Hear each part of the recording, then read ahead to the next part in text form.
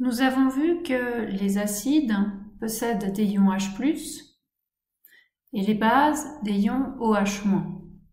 Nous avons ici sous les yeux une molécule qui va libérer des ions OH- en solution, l'eau de chaux, et à côté une autre substance, l'acide chlorhydrique, qui libère des ions H+, et qui donc lui est acide, tandis que l'eau de chaux est basique. Nous allons utiliser un indicateur coloré, le bleu de bromothymol, qui a la particularité donc de changer de couleur selon s'il est en milieu acide ou en milieu basique.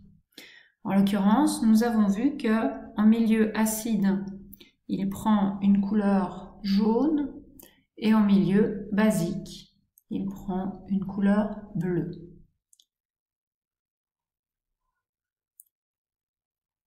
On appelle donc le bleu de bromothymol un indicateur coloré. Dans un second temps, nous avons cherché à observer la neutralité qui devrait être représentée par une coloration verte. Et donc pour cela, nous avons pris un échantillon d'eau distillée et un échantillon d'eau dirabiné dans lequel nous avons rajouté du bleu de bromothymol. Aucun des deux n'a pris la coloration verte.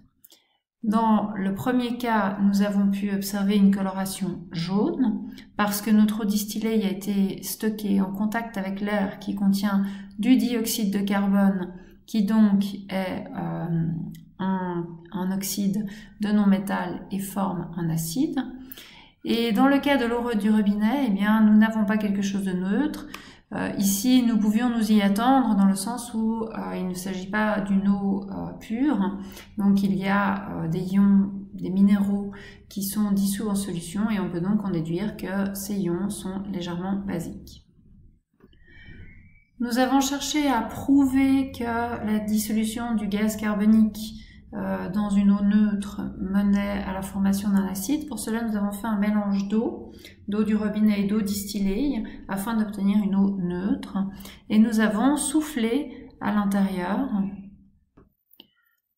de façon à mettre cette eau en contact avec le gaz carbonique produit par la respiration. Nous avons effectivement observé une coloration jaune qui correspond à la présence d'un acide. Nous avons ensuite souhaité montrer ce qu'il se passe lorsque l'on met un oxyde de métal dans l'eau.